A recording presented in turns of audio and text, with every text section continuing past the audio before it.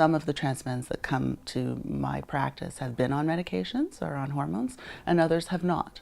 So if they have been on the medication, it's important to taper off the androgens and then talk about the introduction of estrogens to reestablish ovulation, so the ability to release eggs again, because that will be part of the process of inducing ovulation and then pregnancy. What I find interesting is that the ovulation induction, so how we give medications, sometimes through injectables, sometimes through pills, to get the ovulation process going again, it restarts differentially depending on an individual. So that is sometimes what's not predictable. And I counsel the men that they need to be patient because it takes a variety of time. It can take up to 2 months to induce ovulation after the system has kind of been shut down for so many, sometimes years. This also becomes an emotional change because hormones change, and that also changes your perception of the world around you.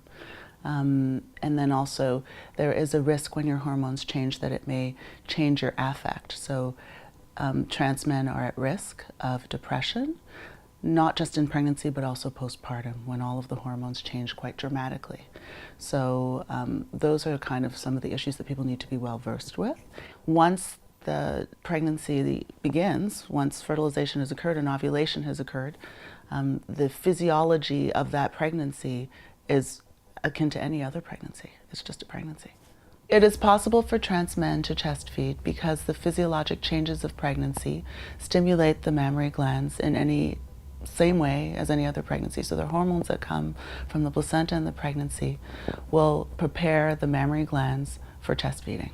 Another possibility for a trans couple wanting to build their family would be, for example, a trans man and a cis woman.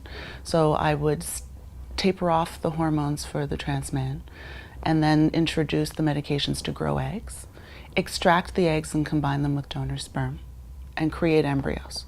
We then cryopreserve or freeze those embryos, and then we would prepare the cis woman's lining, so her uterus, with hormones, and then I would be able to transfer one of these warmed embryos into the uterus once the lining is ready, so that they can both participate in the family building process. The options for trans women are more limited, just because it is to freeze sperm, and then it is a much more complicated process, depending on how they plan their family building. So it is to know that you want to have a family later on. Before you transition, it's important to freeze sperm. And if you don't know, it is difficult to retroactively, after the hormones have happened, to change things back to freeze sperm. And that's because there's been long-standing exposure to estrogens. And therefore, I would encourage anyone who's transitioning or even considering to have a discussion about future family building. There is excitement. There is more excitement, I would say, than traditionally, because it's an option that we understand that maybe in our community wouldn't have been afforded us a decade ago.